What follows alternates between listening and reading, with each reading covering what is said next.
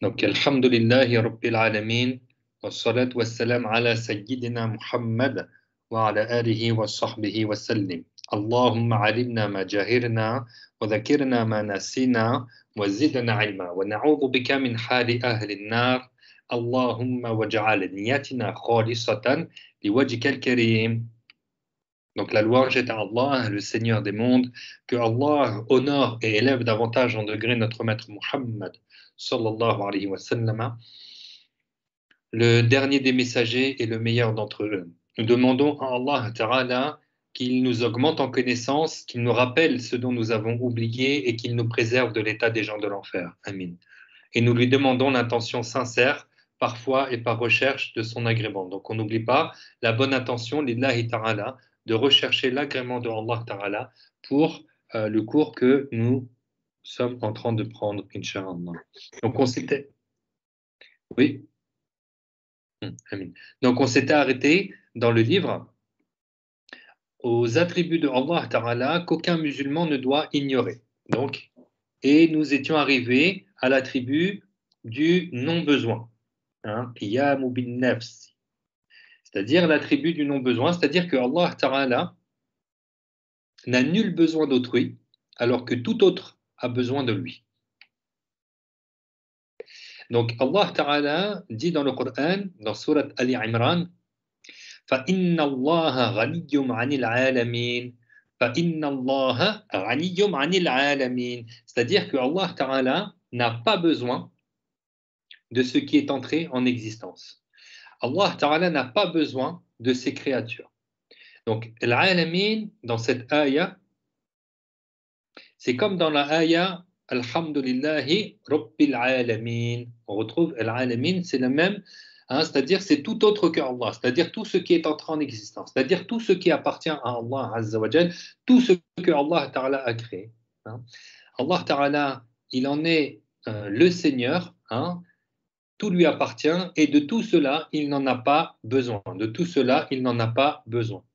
Alors, forcément, Yarni, tu as raison, te dit, mais puisque Allah Ta'ala, il existe de toute éternité et qu'il a créé cet univers avec tout ce que cet univers se compose, forcément, Allah Ta'ala n'a pas besoin de cet univers, puisqu'il existe de toute éternité et que cet univers n'existe pas de toute éternité. Donc, que cet univers existe ou pas, Allah, lui, il existe. Et il existe sans qu'il y ait une dépendance quelconque avec ces créatures qui n'existent pas de toute éternité. Donc ta raison te dit, eh bien, que cet univers existe ou qu'il n'existe pas, et Allah Ta'ala, lui, qui existe de toute éternité, il n'a pas besoin de cet univers. Il n'a pas besoin de ce qu'il a créé. D'accord? En d'autres termes, que nous existions ou que nous n'existions pas, Allah, il n'a pas besoin de nous. Que ce monde existe ou pas, Allah, il n'a pas besoin de ce monde. Que les anges existent ou pas, Allah, il n'a pas besoin des anges. Allah a pour attribut le non-besoin. Il n'a pas besoin de ce qu'il a créé. Donc, il n'a pas besoin, il n'a besoin de rien du tout, d'absolument rien du tout. Et d'ailleurs, celui qui a un besoin, c'est qu'à la base, il dépend. S'il a un besoin, c'est qu'il est dépendant. Et celui qui est dépendant, c'est que ce n'est pas un créateur. Donc le besoin contredit la divinité. D'accord? Le besoin contredit la divinité. D'accord? Donc c'est pas possible d'attribuer le besoin à Allah Azza wa Jalla. Par contre, nous avons besoin de Allah Ta'ala. On ne peut pas se passer de Allah Ta'ala. D'accord? Nous, on a besoin de Allah Ta'ala. Donc, le non-besoin, c'est de se passer de toute chose. Allah Ta'ala se passe de toute chose et toute autre chose que lui a besoin de lui. Donc attention, il y a des gens qui n'ont pas entendu ce sujet-là ou n'ont pas compris ce sujet-là et ils se sont permis, ils ont osé dire, et c'est de la mécréance, de le dire ou de le croire, que les anges seraient les aides de Allah. A'udhu billah. On ne dit pas que les anges, ce sont les aides de Allah. Allah, il n'a pas besoin des anges. Allah a créé les anges, il n'en a pas besoin. Allah Ta'ala a donné certaines fonctions à certains de ses anges. Ça ne veut pas dire que Allah il a besoin des anges. D'accord. euh, Notre maître Jibril, alayhi salam, c'est un ange, c'est l'ange messager. D'accord. Mais Allah Ta'ala n'a pas besoin de l'ange Jibril pour transmettre la révélation à un de ses prophètes. D'ailleurs, c'est pour ça même qu'on dit euh, c'est pour ça qu'on dit, ne dites pas que Jibril alayhi salam a plus de science que Sayyidina Muhammad sallallahu alayhi wa sallam, parce que c'est lui qui lui a donné la révélation. Ne dites pas ça. Pourquoi? Parce que les prophètes, ils reçoivent la révélation par d'autres moyens que l'intermédiaire de Sayyidina Jibril alayhi salam. On a vu que les prophètes, ils peuvent recevoir la révélation par le cœur, d'accord? Hein? Ou que les prophètes, ils peuvent recevoir la révélation par les rêves, comme, euh, comme ce que vous savez au sujet de notre maître Ibrahim alayhi salam, lorsqu'il a vu par le rêve hein, qu'il fallait qu'il égorge son fils Ismaïl. Donc les prophètes reçoivent la révélation par d'autres moyens que par l'intermédiaire de Sayyidina Jibril alayhi salam. Donc Allah Ta'ala n'a absolument pas besoin d'aucune de ces créatures. Et ne dites pas, et on ne dit pas, parce que ça serait de la mécréance, on ne croit pas que les anges sont les aides de Dieu. D'accord? Alors, il y a d'autres personnes aussi hein, qui se mettent à dire fais cet acte-là pour plaire à Dieu. Ça va plaire à Dieu. Hein, hein, ou ça va déplaire à Dieu. Hein, ça, c'est grave de dire ça ou de croire cela. Quand tu fais un acte de bien, c'est pour toi. Et si tu fais un acte de mal, c'est contre toi. On avait cité la ayah. Laha ma kasabat wa alayha ma iktasabat. C'est-à-dire que la personne, elle a en sa faveur le bien qu'elle a acquis et contre elle le mal qu'elle a acquis. Donc si tu fais une prière, ou bien si toutes les personnes de la terre, hein, si tout le monde faisait la prière, en rien ça va augmenter la divinité de Dieu. C'est-à-dire que celui qui fait un acte de bien, c'est pour lui. Et celui qui fait un acte de mal, c'est contre lui. C'est-à-dire même si tous les gens de la terre faisaient le mal, ça ne va pas nuire à Allah Azza wa Jal. Allah Ta'ala, il n'a pas besoin de nous. Il nous a ordonné de faire la prière, il nous a interdit de faire les péchés, à nous d'accomplir nos obligations et d'éviter les péchés. D'accord? Et celui qui fait ses obligations sincèrement, lillahi ta'ala, il va bénéficier, il va être touché, incha'Allah, par la miséricorde de Allah ta'ala. Et celui qui fait un mal, ben, c'est contre lui. C'est-à-dire que là, il n'aura pas la volonté de récompenser de la part de Allah ta'ala. Allah ta'ala ne récompense pas hein, euh, celui qui fait le mal. D'accord? Il ne récompense pas celui qui fait le mal.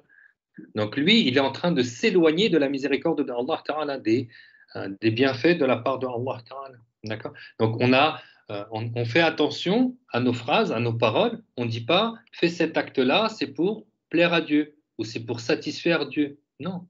Allah Ta'ala, il n'a pas besoin de nous. D'accord? Encore une fois, celui qui fait un acte de bien, c'est pour lui. Celui qui fait un acte de mal, c'est contre lui. Et Allah, il n'a pas besoin de nous. Il sait de toute éternité qui va rentrer au paradis et qui va aller en enfer. Donc il n'a pas besoin de nous, il n'a pas besoin de nos actes. En d'autres termes, il n'a pas besoin de nos actes. D'accord? En rien ça va augmenter la divinité de Dieu, en rien ça va nuire à Dieu. Nos actes, c'est soit pour nous, soit contre nous. Donc il faut faire attention à ce que vous lisez ou, et à ne pas mettre dans vos cœurs ce que certains disent par ignorance. Mais cette ignorance, elle est grave aussi. Hein, c'est des ignorances qui sont très graves. واضح؟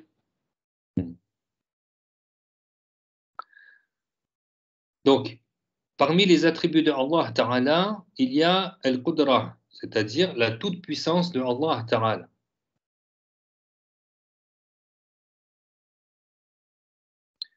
Donc, la puissance, s'agissant de Allah Ta'ala, c'est un attribut éternel, exempt de début, propre à Allah Ta'ala lui-même.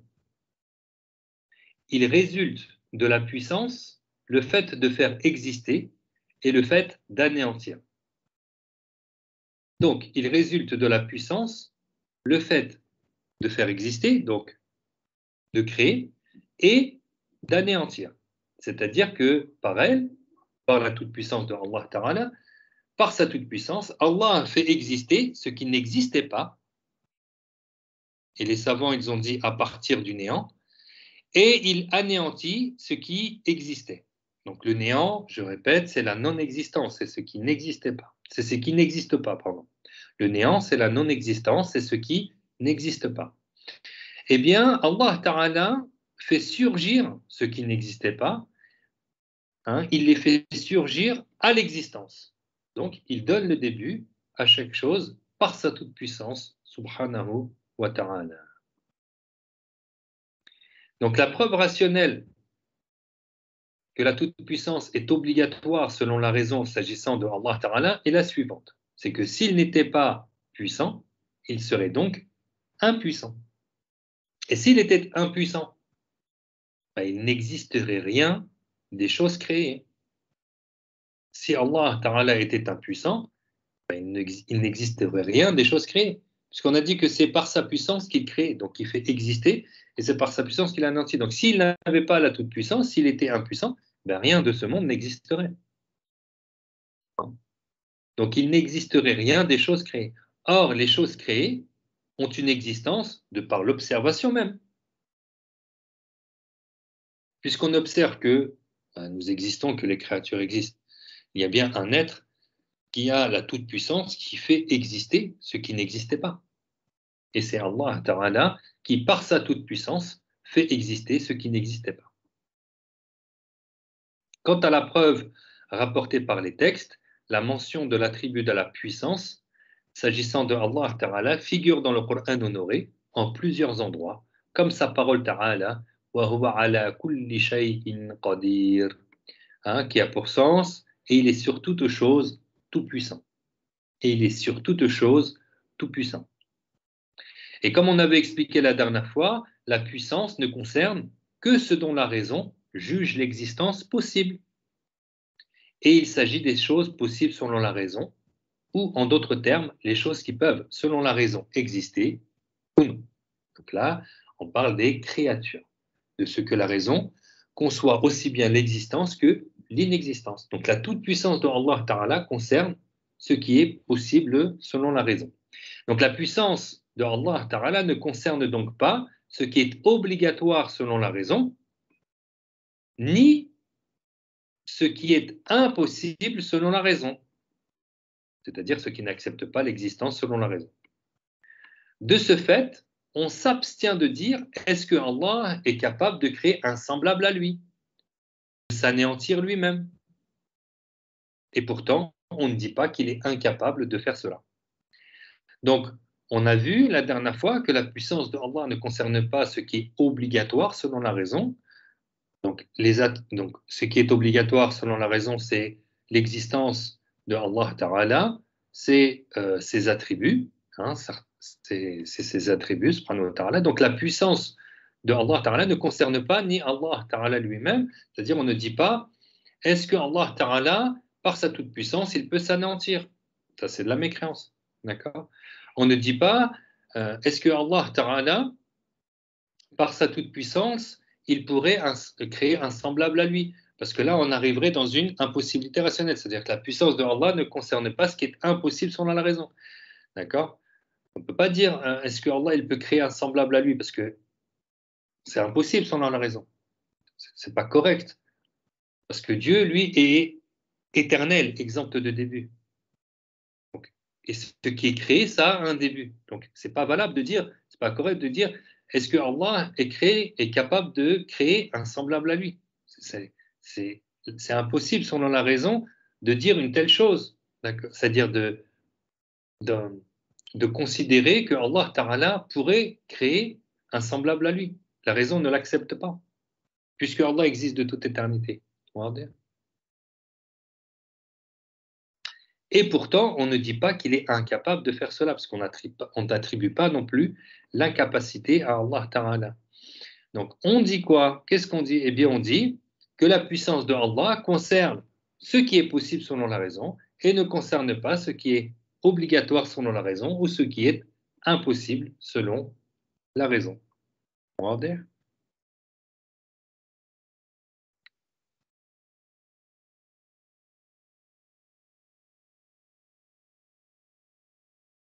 Est-ce que tout le monde a compris ça?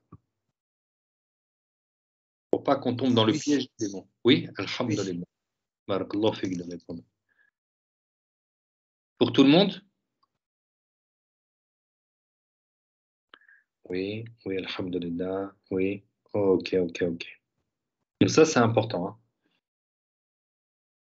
Certains ils vont te dire, Allah Ta'ala, par sa toute-puissance, s'il veut, il peut s'introduire dans une de ses créatures, se poser sur le trône. Donc ils sont en train de dire que Allah Ta'ala, que la puissance de Allah concerne Allah lui-même, donc que par sa puissance, eh ben, il serait plus unique, il serait multiple, qu'il mériterait plus l'adoration, hein, et qui pourrait s'anéantir. C'est grave de dire ça.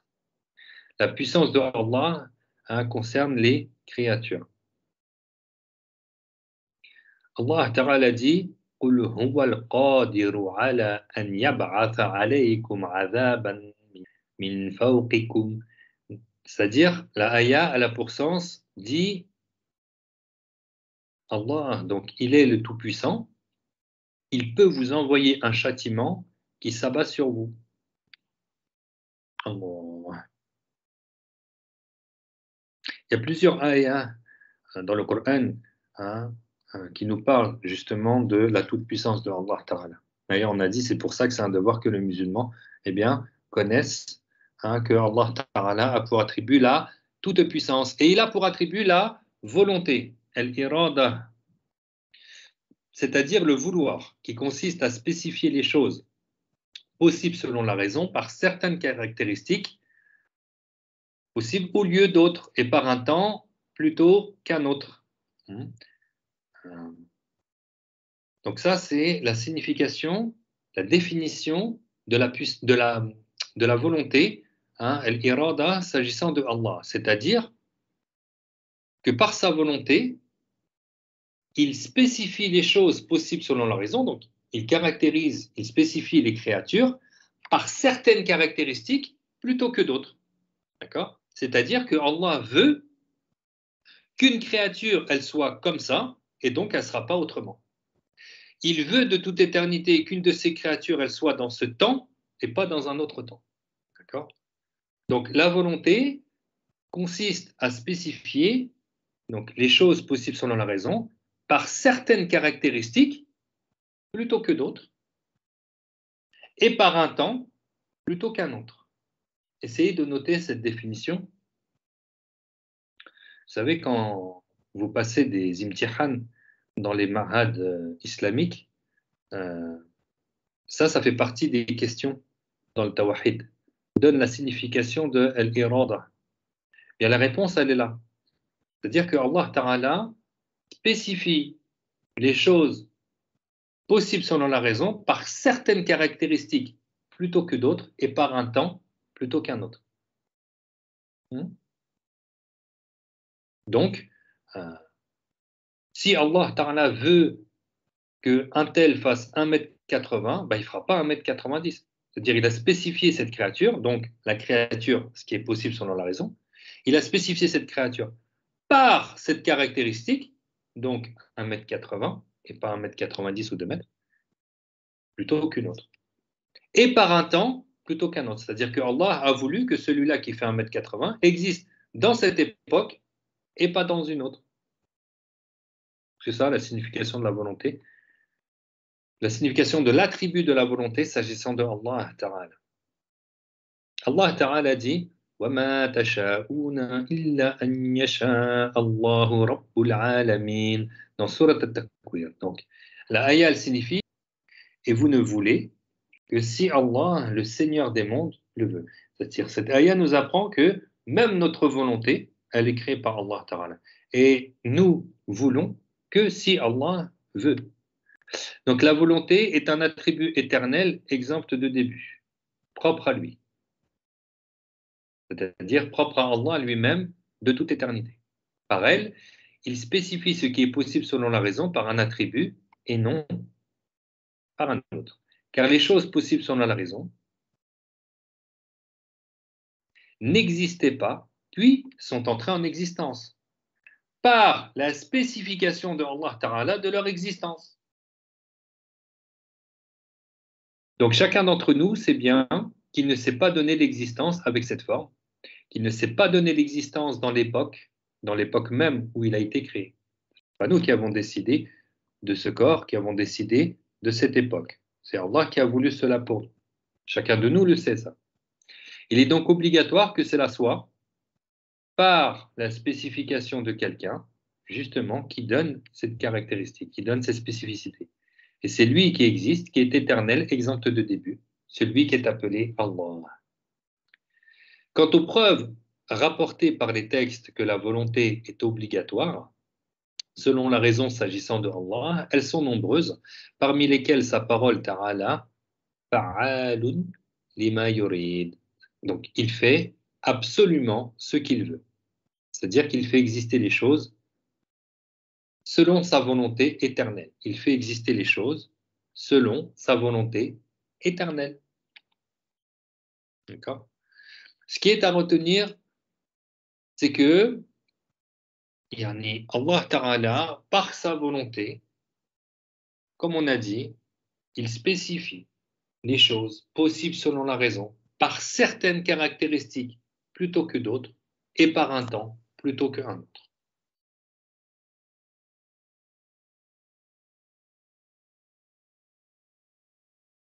Et on se rappelle que tout ce qui se passe dans ce monde, alhamdulillah, barakallahu fik, alhamdulillah. Donc on se rappelle que tout ce qui se passe dans ce monde, eh bien, ça a lieu par le vouloir de Allah Ta'ala. Il n'y a pas une chose qui se passe sans que Allah en ait voulu ainsi. D'accord ? C'est-à-dire, tout comme il a voulu, alhamdulillah, tout comme il a voulu que nous existions dans cette époque et pas dans une autre, eh bien on est dans cette époque et pas dans une autre époque. Tout comme il a voulu que nous ayons ce corps-là et pas un autre corps, eh bien nous avons ce corps-là et pas un autre corps. Et c'est ainsi pour toute chose qui se passe. Tout comme il a voulu que nous ayons ces vêtements, eh bien on a ces vêtements et pas d'autres vêtements. Tout comme il a voulu qu'à cet instant précis, on soit réunis pour l'explication de ce cours, eh bien il se passe ce que Allah Ta'ala a voulu de toute éternité.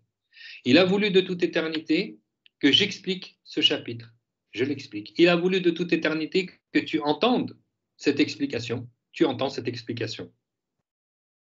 D'ailleurs, ça fait rappeler le hadith du messager, alayhi salatu wassalam. Donc, il y en est dans le sens, celui pour qui Allah veut un bien, il lui fait apprendre la religion.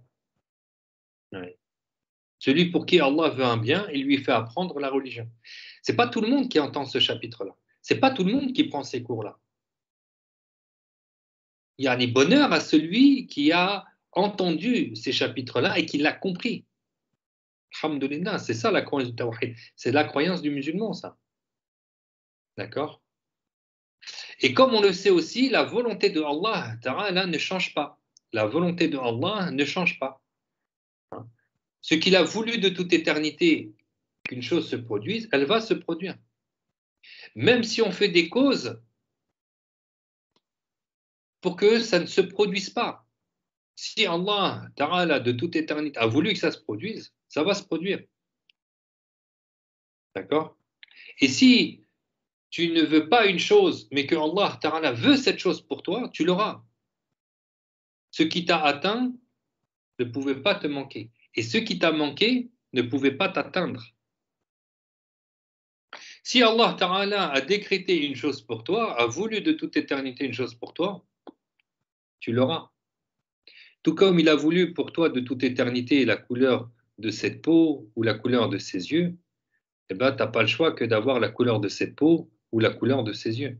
Eh ben, c'est la même chose pour tout le reste. Hein. Il n'y a pas une chose qui se passe, il n'y a pas une chose qui soit sans que ce soit par la volonté de Allah Azza wa Jalla. On va dire.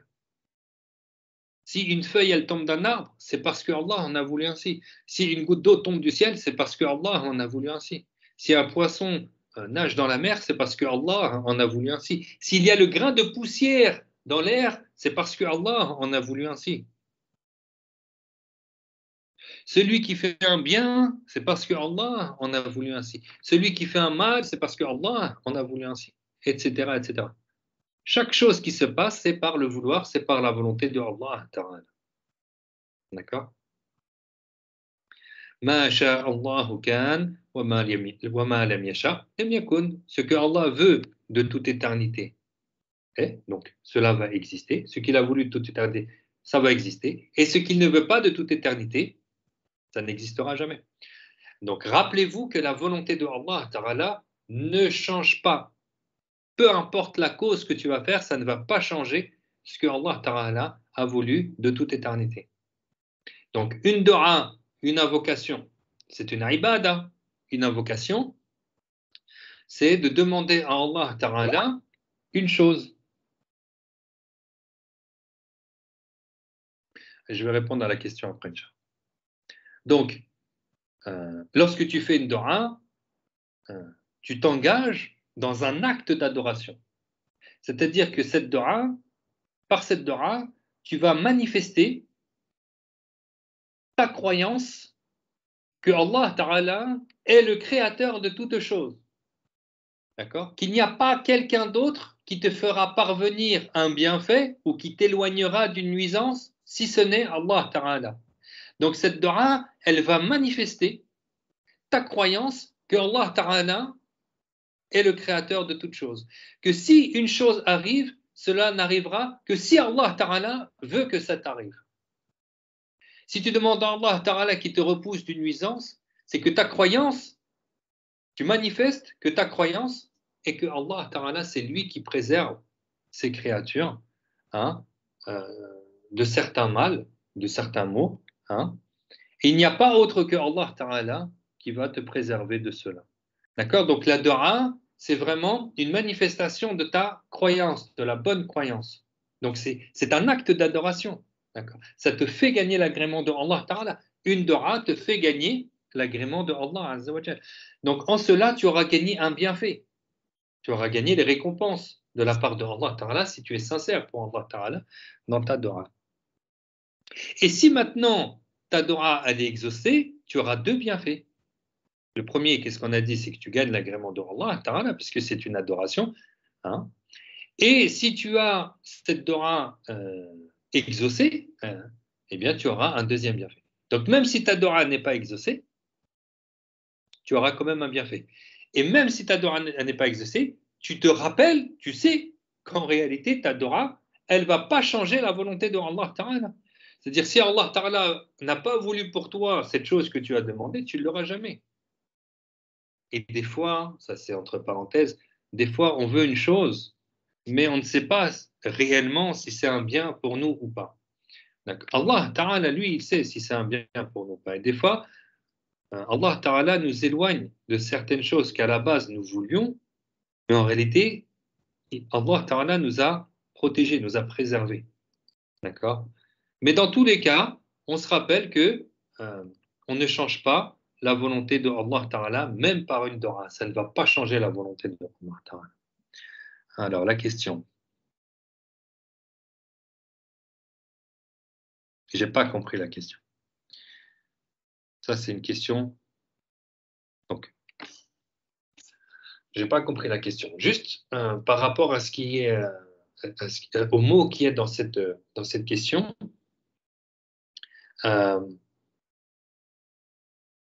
le terme déduire, peut-on en déduire ça serait mieux de dire peut-on en comprendre? Peut-on en comprendre que ça, c'est ça? Parce qu'en déduire, nous, on ne fait pas de déduction. C'est juste une information générale que je donne. C'est vraiment une information générale. Nous, on ne déduit rien de notre religion. Nous, on prend ce qu'il y a dans le Coran, ce qu'il y a dans le Hadith, d'accord, et ce que les savants ont expliqué à partir du Coran et du Hadith, où ils ont expliqué l'ayat du Coran, où ils ont expliqué le Hadith. Voilà. C'est-à-dire que nous, on ne retransmet que ce qu'il y a dans les textes. D'accord? Que ce que les savants ils ont dit, que ce que le prophète Muhammad sallallahu alayhi wa sallam a dit, et que ce qu'il y a dans le Coran al-Karim. D'accord? C'était vraiment juste une information générale. On s'éduque, d'accord? C'est-à-dire que nous, on ne va pas se dire, alors, je pense que, d'après moi, alors, non, non, non, non, mais là, je considérerais que c'est pas comme ça dans l'islam. D'accord? D'ailleurs, il y a la parole de l'imam Ali ibn Abi Talib qui te dit si l'islam était déduite de la propre réflexion des gens, alors au lieu de passer la main mouillée sur les khoufs par au-dessus, on la passerait par en dessous. Ça, c'est la parole de l'imam Ali. Vous savez, les khoufs, les bottines de cuir que l'on met, hein, qui est une sunna à mettre pour celui qui ne qui ne les met pas souvent, d'accord, tu les mets à tes pieds après avoir fait le wudu.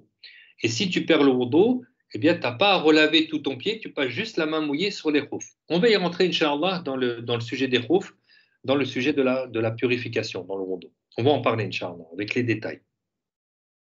Mais l'imam Ali, il a dit, si l'islam, elle était déduite de la propre compréhension des gens, alors, au lieu de passer la main mouillée sur les khoufs par au-dessus, parce qu'en réalité, tu passes sur les khoufs par au-dessus, d'accord?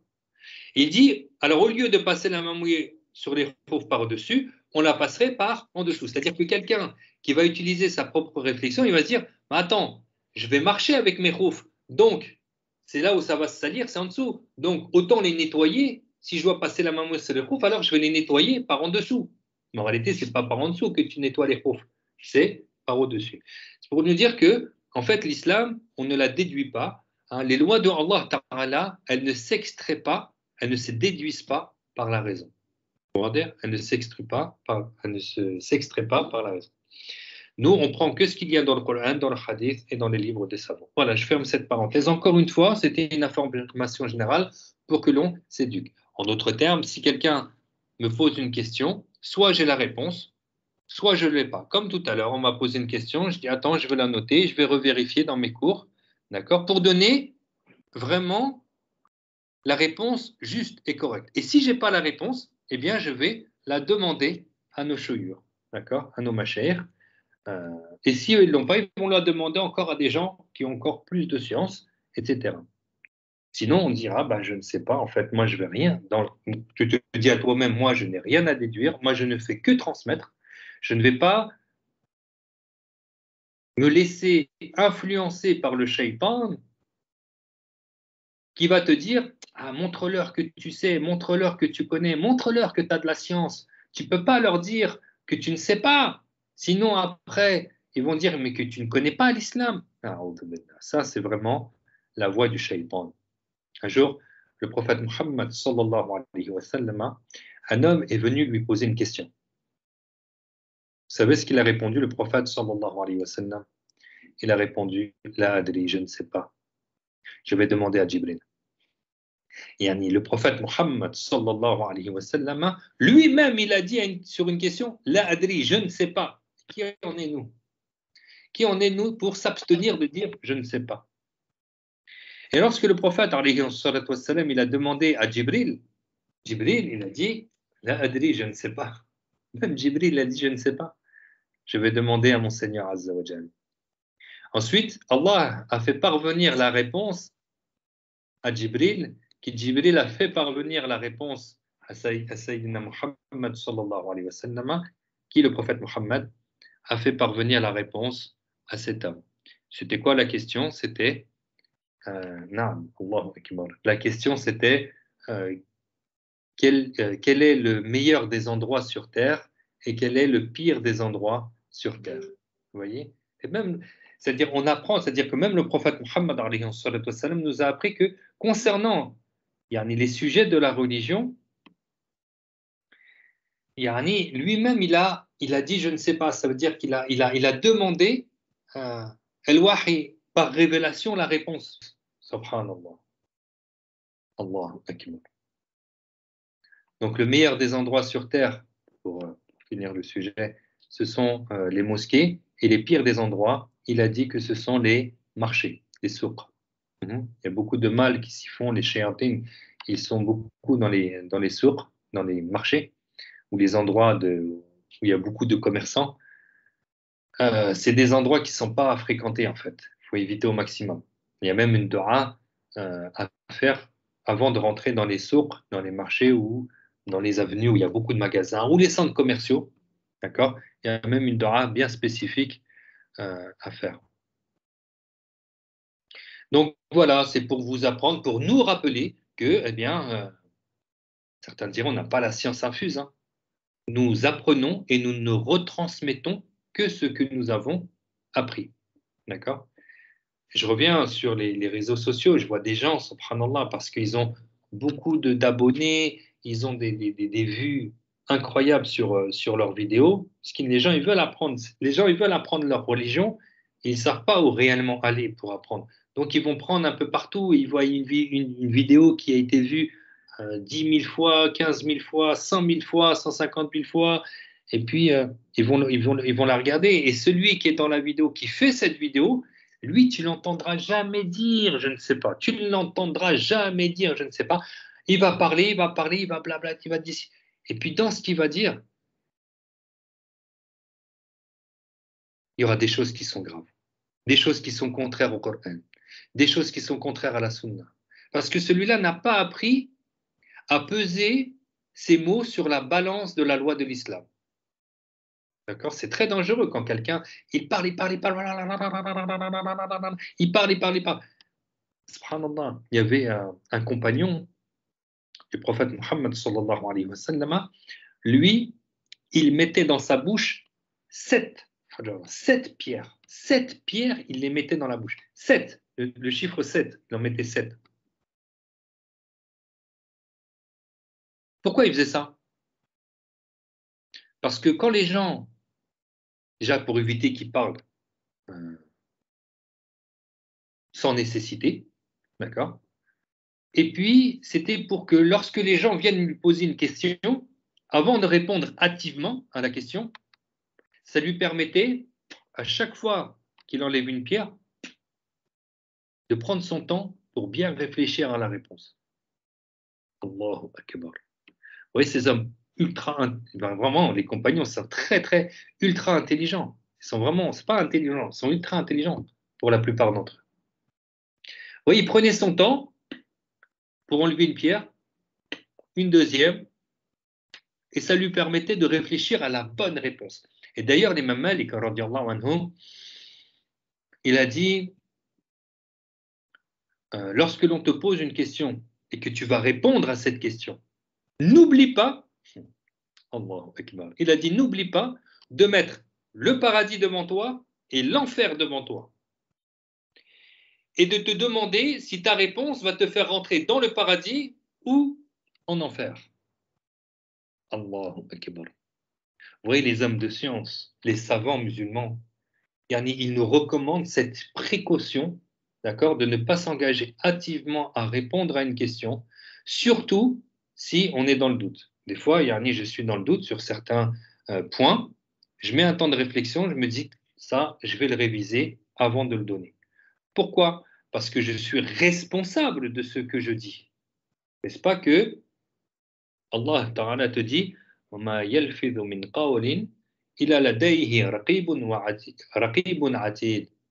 Donc la ayah te dit, pas une parole qu'il ne prononce sans que soit auprès de lui raqib et atid. Ça veut dire ta parole, elle est notée. Ta parole, elle est notée. Quoi que tu dises, elle est notée. Donc quand tu retransmets l'islam, quand tu retransmets un sujet religieux ou un conseil, ou quoi que ce soit, c'est noté. Soit c'est conforme aux lois de Allah Ta'ala, soit c'est pas conforme. Et nous, on n'a pas le droit à l'erreur. On n'est pas des gens qui te disent qui semblent dans le cas de, bon, je vais te dire que ça c'est halal, mais en réalité, selon le jugement de Allah Ta'ala, c'est haram. Je ne savais pas que c'était haram, mais je vais te dire que c'est halal, donc je vais sortir un jugement de ma tête. C'est ce qu'on appelle donner un avis de jurisprudence sans science. C'est une longue parenthèse que je fais, mais elle est nécessaire. Je suis un petit peu sorti du sujet, mais elle est nécessaire. Certains, ils te disent, voilà, que ça c'est halal alors que c'est haram, ou d'autres ils vont te dire ça c'est haram alors que c'est halal, ou ils vont te donner un jugement religieux, mais sans science, sans aucune connaissance religieuse. D'accord? Ils sont amenés à donner un avis de jurisprudence sans science. C'est un grand péché. Et les grands péchés font mériter le châtiment de l'enfer.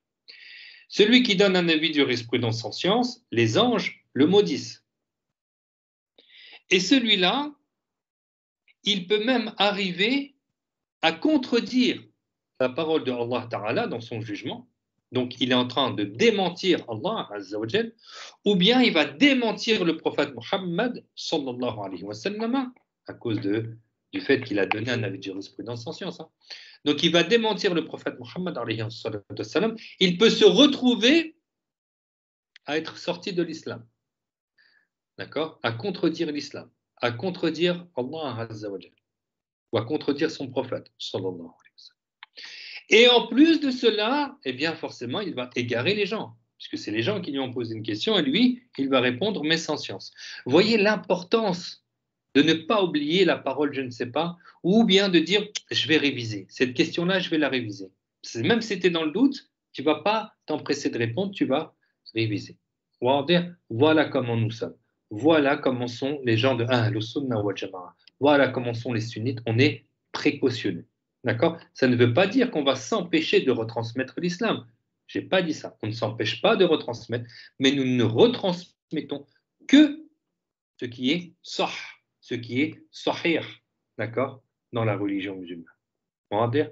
Et si nous n'avons pas connaissance d'un sujet, on s'abstient, tout simplement. On va dire. Je vais fermer cette parenthèse, bien que je vois que quelqu'un ait écrit.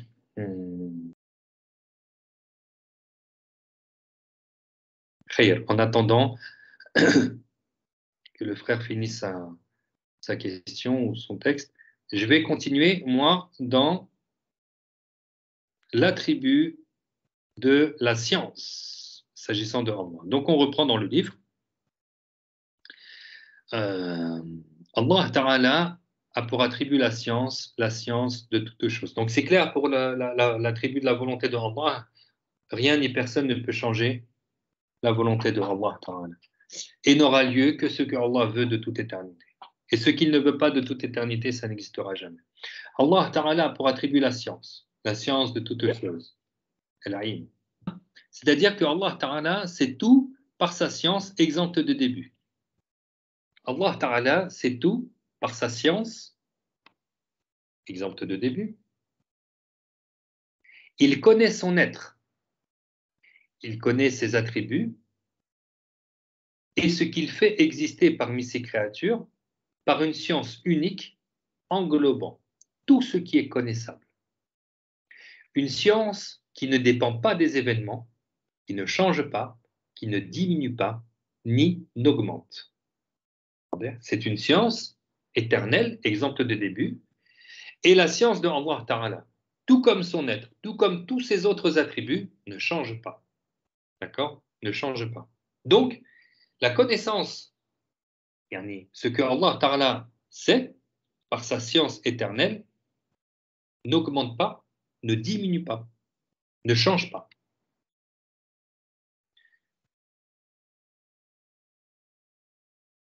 Donc Allah Ta'ala dit وَأَنَّ اللَّهَ قَدْ أَحَاطَ بِكُلِّ شَيْءٍ عِلْمًا Surat al-Taraq.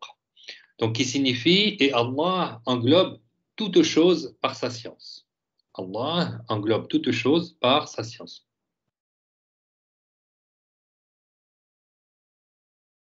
Donc par exemple, lorsque Allah te dit وَهُوَ مَعَكُمْ أَيْنَمَا كُنْتُمْ وَهُوَ مَعَكُمْ أَيْنَمَا كُنْتُمْ. Ça, c'est une ayah mutashabiha, c'est-à-dire une ayah qui admet plusieurs sens. D'accord? elle demande un tafsir. Cette ayah, elle demande un tafsir. C'est-à-dire, cette ayah, tu ne prends pas le sens apparent.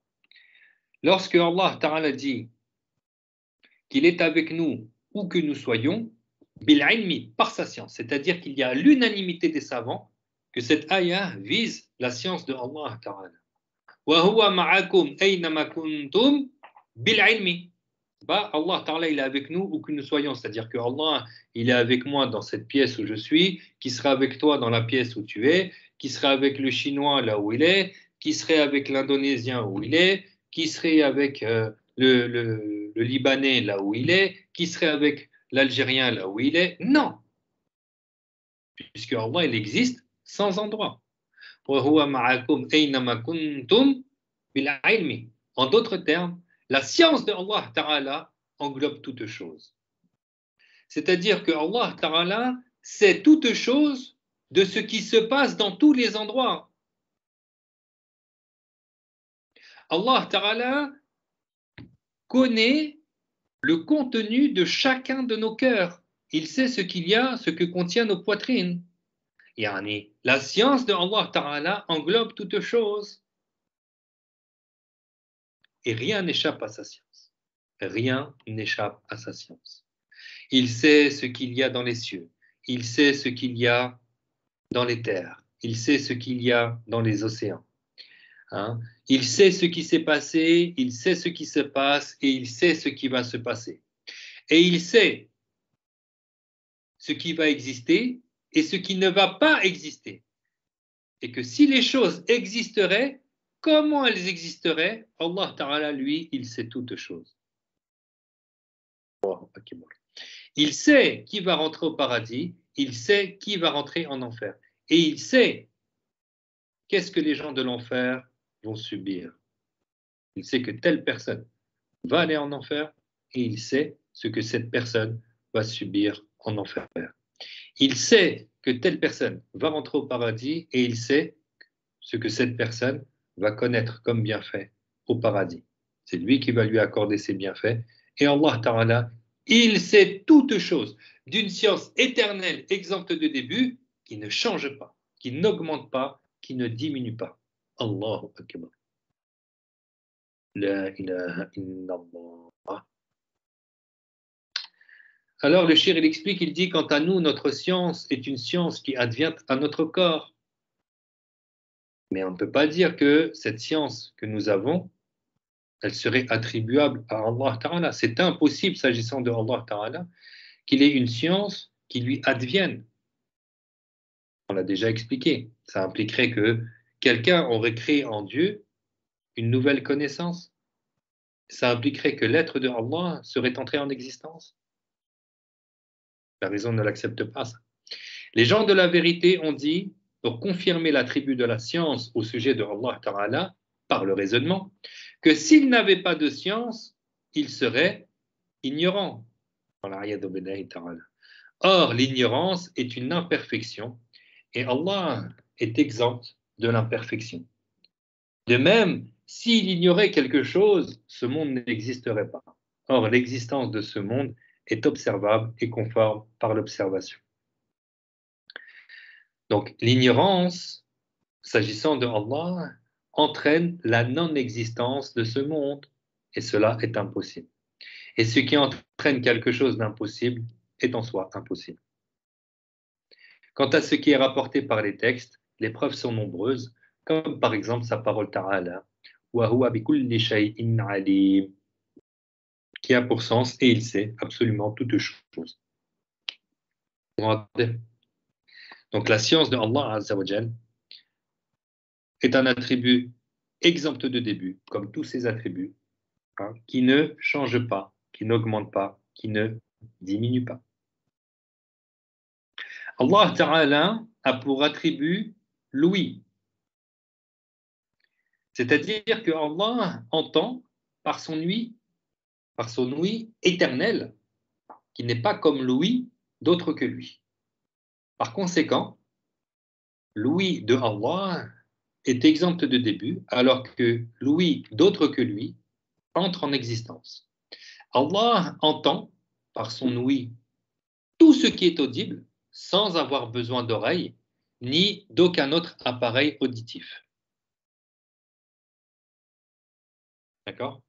Donc Allah Ta'ala entend tout ce qui est audible sans qu'il ait un appareil ou un autre outil. D'accord? Il entend tout ce qui est audible, subhanahu wa ta'ala. N'est-ce pas qu'il te dit wa huwa as-sami'ul basir dans Surat Ash-Shura, donc qui a pour sens et il est celui qui entend et qui voit. Donc l'ouïe c'est un attribut, l'ouïe de Allah c'est un attribut éternel propre à Allah de toute éternité et qui concerne les choses audibles.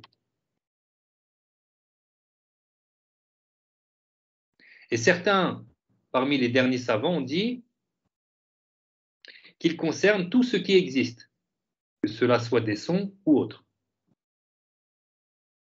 Et donc, il n'est pas possible que son ouïe, Ta'ala, soit entré en existence, comme l'ouïe de ses créatures, comme notre ouïe à nous. Il n'est pas possible non plus qu'elle existe par un organe, comme notre ouïe à nous. Il entend donc sans oreille ni tympan.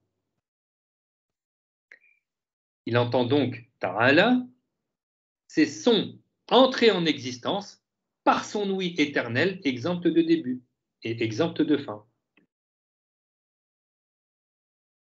Ah, ça, cette parole-là, cette phrase, elle est très importante, si vous pouvez la noter. Je répète, il entend, Ta'ala, ces sons entrés en existence, donc les sons sont entrés en existence, par son ouïe éternelle, exempte de début. Par son ouïe éternelle, exempte de début. Pourquoi j'insiste là-dessus? Sur cette phrase-là. C'est vraiment un point très important dans la croyance. Je vais l'expliquer. Je répète la phrase pour que vous puissiez la noter. Il entend donc, Ta'ala, ces sons entrés en existence par son ouïe éternelle, exempte de début et exempte de fin. Par son ouïe éternelle, exempte de début et exempte de fin. Donc, j'explique. N'est-ce pas qu'on a dit que l'attribut de l'ouïe, s'agissant de Allah, est un attribut éternel, exempt de début. Mais ça ne veut pas dire que les sons existent de toute éternité. Et ça ne veut pas dire non plus que l'attribut de l'ouïe, s'agissant de Allah, change. L'attribut ne change pas. Et les sons sont entrés en existence. Donc, quelle est la phrase correcte à dire? Il entend, Ta'ala, ces sons qui sont entrés en existence par son ouïe éternelle, exempte de début. D'accord? Et bien sûr, c'est un attribut exempt de début et exempt de fin. Vous voyez la précision, encore une fois, des sunnites dans leur explication. Les gens de Ahl Sunnah, ils sont très, très, très précis dans leurs termes. Ils sont très, très, très précis dans leurs termes. On en a déjà dit un la dernière fois, lorsqu'on dit, c'est pas faux, c'est correct de dire que Allah ne ressemble pas à sa créature. Mais les gens de Ahl Sunnah ont été encore plus précis, ils ont dit Allah n'a aucune ressemblance avec ses créatures. Et lorsque tu dis que Allah n'a aucune ressemblance, c'est vraiment dans l'absolu. D'accord? Et certains diraient, comme les wahhabites, ils disent Dieu ne ressemble pas à sa créature. Il a un visage unique. Son visage ne ressemble pas au visage des créatures. Oui.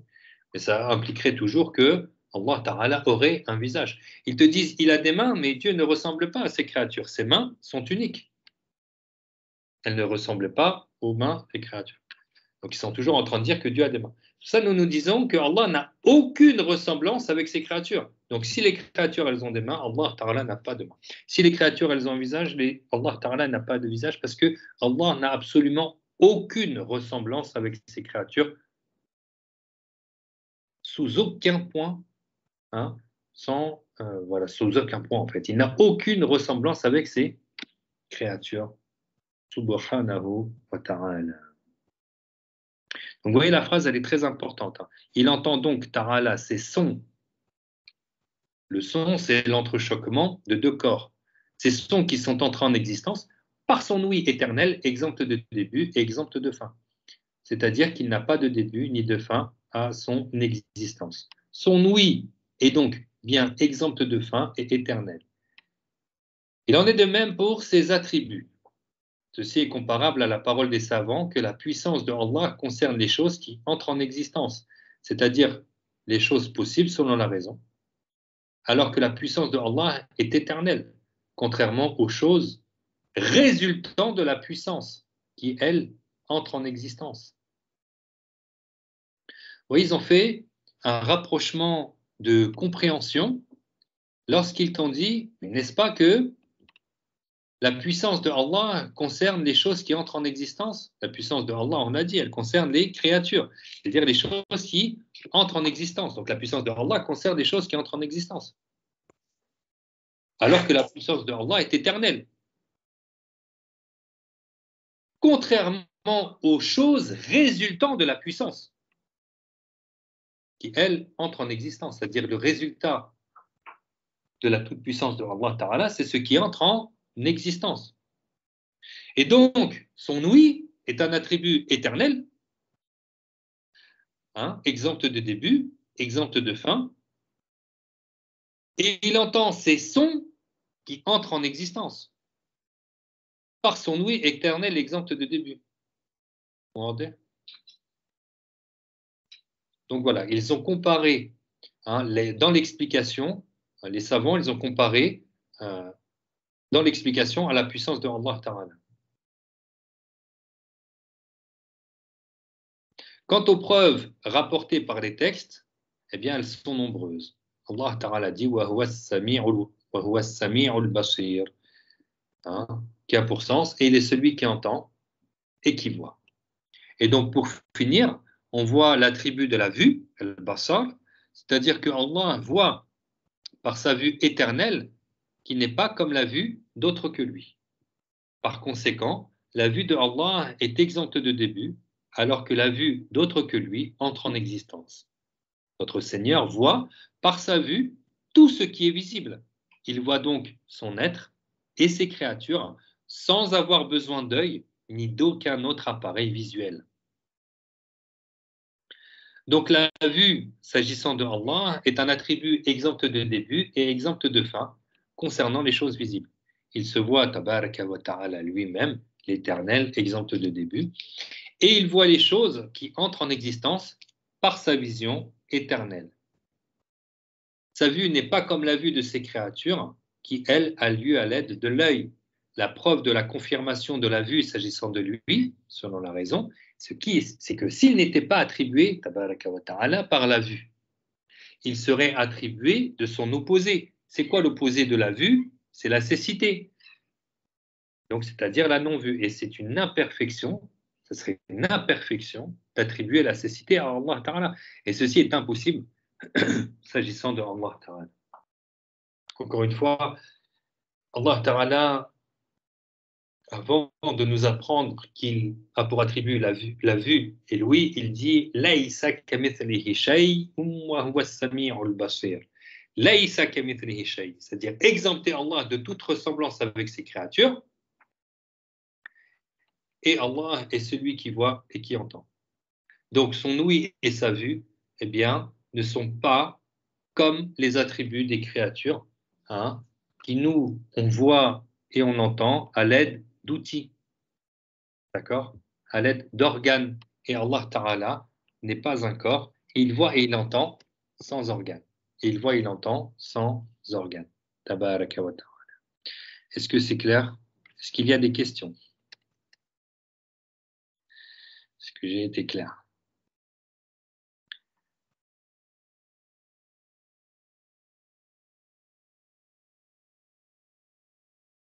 Oui.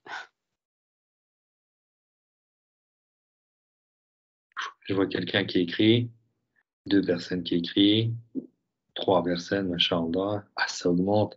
C'est clair, alhamdulillah. Très clair. C'est clair. Masha'Allah. Alhamdulillah. Barakallahu fikum. De toute façon, ahsanallahu ilaykum. De toute façon, les audios sont postés, donc vous pouvez revisualiser la vidéo. S'il n'y a pas d'autres questions, Inch'Allah, on va s'arrêter là et on continuera demain. Bi'idhnillah. Wallahu ta'ala a'lamu ahkam. Amin wa fik.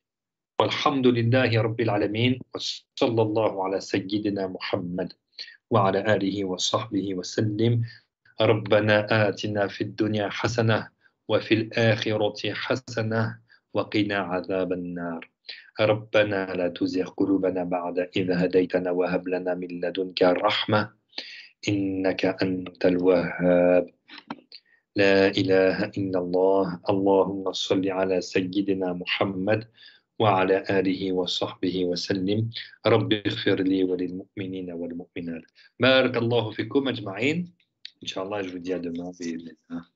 Ne nous oubliez pas dans le dua. السلام عليكم ورحمة الله وبركاته. بارك الله.